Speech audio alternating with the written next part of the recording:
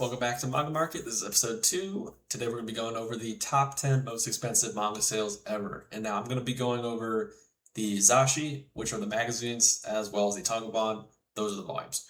And in this list, I'm not going to include any art or sales for now, as those are still manga, but technical. They're different collectibles. And this is data pulled from auction houses as well as public uh, sales that happen between two parties. All right, this is as of June 24th, 2026. Alrighty, clear it up again. Here we go. So this is number 10. This is just kind of loop in every single English manga set that's kind of niche, honorable mention, if you will. As a placeholder, I put Phoenix. This is a Viz manga run from Osamu Tezuka. He is known as the godfather of manga. And this is a really popular seinen, I believe. It's more of an adult story, and yeah, it's worth $1,000 to $4,000. It is really hard to find. It's even hard to find a single listing on eBay. So there you go.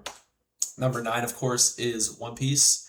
This is the debut of One Piece in the Japanese magazine line by Shueisha called Weekly Shonen Jump, and this is from issue 34 in the year 1997 for $6,875. Crazy.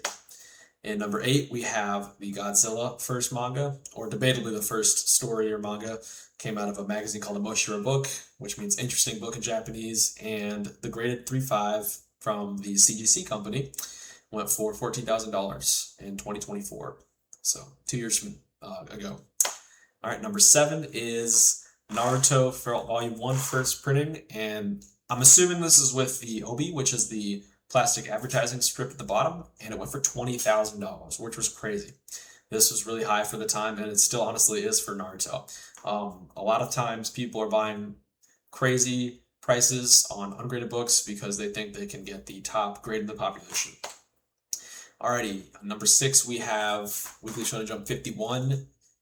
Starting to get up here. This is $25,000, and I believe this sold on a site called Mandarake, which is a Japanese auction site as well as just used collectible site. It's probably the biggest used collectible business in Japan. And yeah, that was crazy. Now, actually, no, this one sold in Yahoo Japan, but there was another Mandarake sale, I believe, for a similar price. In number 5, we have a private sale. This was a copy that sold for $40,000, and it was the copy sold to Logan Paul, and the original owner that procured it from Japan got $40,000 for it. I believe early 2026 or maybe late 2025.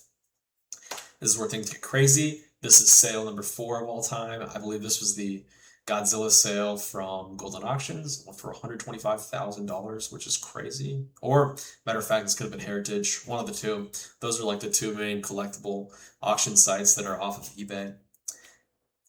Thirdly, we have the Jeremy Padawar sale. He is a publicly known big collector influencer. He paid $275,000 for 3 Beckett graded manga, which is wild. But admittedly, and in another video I might do this, the CBCS populations, which is Beckett's pop report for not just manga but graded comics in general, has these as like almost the top of the graded population for all of these mangas. So this is wild. Truly some rarities here. A 9.8 Obi first print Naruto, that's wild. Same with Dragon Ball. I mean, that's a volume from like, the mid 80s. That's really hard to get. That's almost like in brand new condition. And the 9.8 on One Piece, of course, is crazy.